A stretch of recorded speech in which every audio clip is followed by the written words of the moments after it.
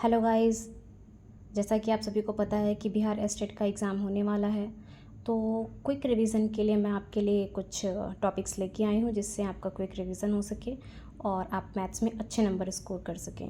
अगर आप 9th-10th की प्रिपरेशन कर रहे हैं मैथ्स की, तो ये आपके लिए बहुत ही हेल्पफुल होगा। तो आज का टॉपिक है pair of linear equation in 2 variables.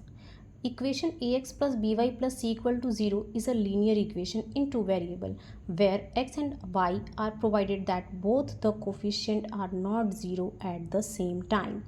That means either a equal to 0 does not equal to 0 or b does not equal to 0 at the same time. Okay. अब हम ये इसको थोड़ा सा नॉर्मल लैंग्वेज में समझने की कोशिश करते हैं कि हमारा जो स्टैंडर्ड जो फॉर्मूला होता है A X plus B Y plus C equal to क्या होता है, zero. A X plus B Y plus C equal to zero, ये आपका लीनियर इक्वेशन है। ठीक है, इसमें कितने वेरिएबल यूज़ हुए हैं टॉपिक के अकॉर्डिंग समझते हैं। तो लीनियर इक्वेशन क्यों बोला गया, क्योंकि इसमें पावर कितने की है, 1 की है, डिग्री 1 है इसलिए। अच्छा, इन 2 वेरिएबल्स मतलब यहाँ पे कितने वेरिएबल्स यूज़ किए हैं, एक्स और वाई, ये 2 वेरिएबल हैं। ए जो है वो एक्स का कोफिशिएंट है, बी यहाँ पे वाई का कोफिशिएंट और सी कांस्टेंट टर्म है। ठीक है, इतनी चीज़ समझ में आ गई होगी। अच्छा, एक और चीज़ ये भी मैंने डेफिनेशन में बोला आपका कि एक्स एंड वाई जो हैं ये इसके जो कोफिशिएंट होंगे वो सेम टाइम पे ज़ीरो नहीं हो सकते। मतलब ए अगर ज़ीरो है तो बी आपका ज़ीरो नहीं होना चाहिए। ओके, मतलब A does not equal to zero और B does not equal to zero at the same time. एक टाइम पे दोनों के दोनों आपके क्या नहीं होने चाहिए, ज़ीरो नहीं होने चाहिए। ठीक है, अब आते हैं स्पेशल कंडीशन पे। इफ पेयर ऑफ लाइंस, अगर हम लोग यहाँ पे जैसे पेयर्स की बात करें ना, पेयर ऑफ लीनियर इक्वेशन, तो पेयर पे आते हैं। ठीक है, तो आपका जैसे पेयर हो गया, हम लोग इक्वेशन बना रहे हैं तो जनरल फॉर्मूला हमारा A X plus B Y plus C equal to zero है। लेकिन मैं पेयर में बनाना चाहती हूँ, मतलब 2 वेरिएबल बनाना चाहती हूँ, तो यहाँ पे मैं इसको डिनोट कर सकती हूँ क्या, A1 B1 C1 से। ये हमारा इक्वेशन 1 हो गया। सेकेंड इक्वेशन लेते हैं A2x plus B2y plus C2 equal to zero. This is your second equation.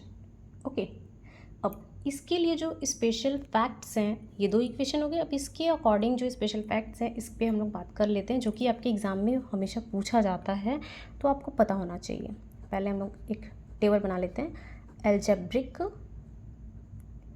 Expression का, और दूसरा है आपका यहाँ पे ग्राफिकल रिप्रेजेंटेशन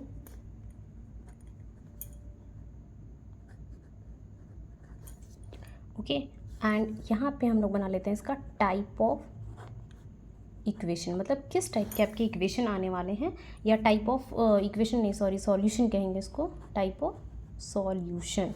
ठीक है, मतलब किस टाइप का आपका सॉल्यूशन होगा।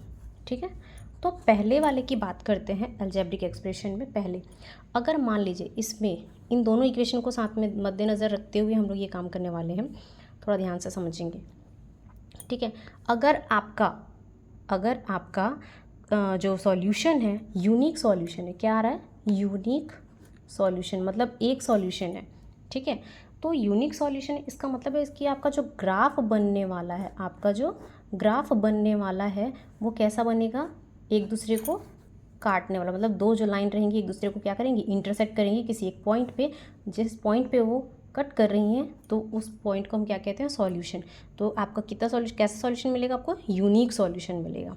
ओके, अब आते हैं इसके अलजेब्रिक एक्सप्रेशन पे। तो अलजेब्रिक एक्सप्रेशन जो होगा A1/A2 does not equal to B1/B2। इतनी चीज़ समझ में आ गई। मतलब अगर आपका A1/A2 does not equal to B1/B2 है तो उसका सॉल्यूशन कैसा होगा, यूनिक सॉल्यूशन होगा। ठीक है, और अगर आपसे पूछा कि ग्राफिकल रिप्रेजेंटेशन कैसा होगा, तो ये एक दूसरे को क्या करेंगे, इंटरसेक्ट करेंगे। क्या करेंगे, इंटरसेक्ट करेंगे।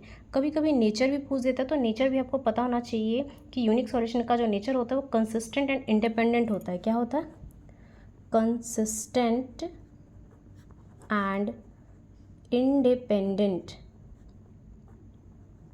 In nature. ओके, अब आगे बढ़ते हैं हम लोग इसी के आगे। सेकेंड सेकेंड पॉइंट पे आते हैं। अगर मान लीजिए है ना a1/a2 इक्वल टू क्या हो जाए b1/b2 but does not equal to c1/c2, मतलब ये दोनों तो आपस में इक्वल हो गए, a1/a2 equal to b1/b2 but c1/c2 की क्या नहीं है, इक्वल नहीं है।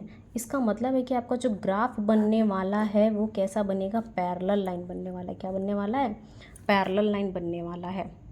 ठीक है, अगर ये पैरेलल है तो सॉल्यूशन कैसे आएंगे, नो सॉल्यूशन। कहीं पे मिल रहा है क्या, किसी भी पॉइंट पे मीट कर रहा है, यहाँ पे हम समझे इसी एक पॉइंट पे मिल रहा है मतलब यूनिक सॉल्यूशन। दो पॉइंट पे करते तो टू सॉल्यूशन हो जाते, लेकिन यहाँ पे कहीं पे भी नहीं मिल रहे हैं। इसका मतलब है कि यहाँ पे कितने सॉल्यूशन है इसके, नो सॉल्यूशन।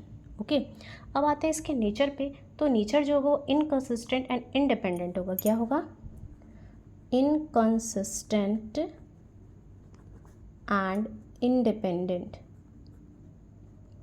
इतनी चीज़ें समझ में आ गई होंगी मेरे ख्याल से। अब आते हैं तीसरी कंडीशन के ऊपर। तो तीसरी कंडीशन जो है वो क्या कहती है, तीसरी कंडीशन होती है कि आपकी एक तो यूनिक सॉल्यूशन हो गया, दूसरा नो सॉल्यूशन, तीसरा होता है मेनी सॉल्यूशन, इनफाइनाइट या इन्फिनिटली मेनी सॉल्यूशन। क्या कहेंगे हम लोग, इनफाइनाइट सॉल्यूशन हो सकते हैं इसके, बहुत सारे सॉल्यूशन, मेनी सॉल्यूशन, बहुत सारे सॉल्यूशन, इस तरीके से रहता है। ठीक है, तो इनफाइनाइट सॉल्यूशन है, इसका ग्राफिकल रिप्रेजेंटेशन क्या होगा, ऊपर के जितने भी ग्राफ बताई उससे समझ में आ गया होगा। एक बार कटेगा मतलब एक सॉल्यूशन है, दो बार कट रहा है मतलब दो सॉल्यूशन है। इनफाइनाइटली मेनी सॉल्यूशन मतलब हर जगह काट रहा होगा, बहुत सारे जगह काट रहा होगा। इसका मतलब है कि एक ही लाइन पे दूसरी लाइन भी क्या हो रही होगी, लाई कर रही होगी। एक ही लाइन पे दूसरी लाइन क्या करेगी, लाई करेगी, जिसको हम क्या कहते हैं, कोइंसिडेंट लाइन। क्या कहेंगे हम इसको, कोइंसिडेंट लाइन, मतलब एक ही लाइन पे दूसरी भी क्या कर रही है, लाइस कर रही है, तो हम उसको इनफाइनाइट सॉल्यूशन कहेंगे। वहाँ पे आपको जो सॉल्यूशन मिलने वाले वो इनफाइनाइट मिलने वाले हैं। अच्छा, इसकी कंडीशन की बात करते हैं अलजेब्रिक एक्सप्रेशन की, तो ये आपका हो जाएगा a1/a2 equal to b1/b2 equal to c1/c2, मतलब तीनों क्या हो जाएं आपस में, इक्वल हो जाएंगे। तब आपको क्या मिलता है, इनफाइनाइटली मेनी सॉल्यूशन। अब इसके नेचर की बात करते हैं, तो ये होता है कंसिस्टेंट एंड डिपेंडेंट, मतलब ये क्या हो जाएगा आपका, कंसिस्टेंट एंड डिपेंडेंट। ठीक है, तो ये था आपका pair of linear equation into variable के इंपॉर्टेंट फैक्ट्स। अगर इतनी चीज़ें आप दिमाग में रखते हैं तो आपके सारे क्वेश्चंस बन जाएंगे इजीली और आपके नंबर नहीं कटेंगे। Okay, now best of luck, thank you.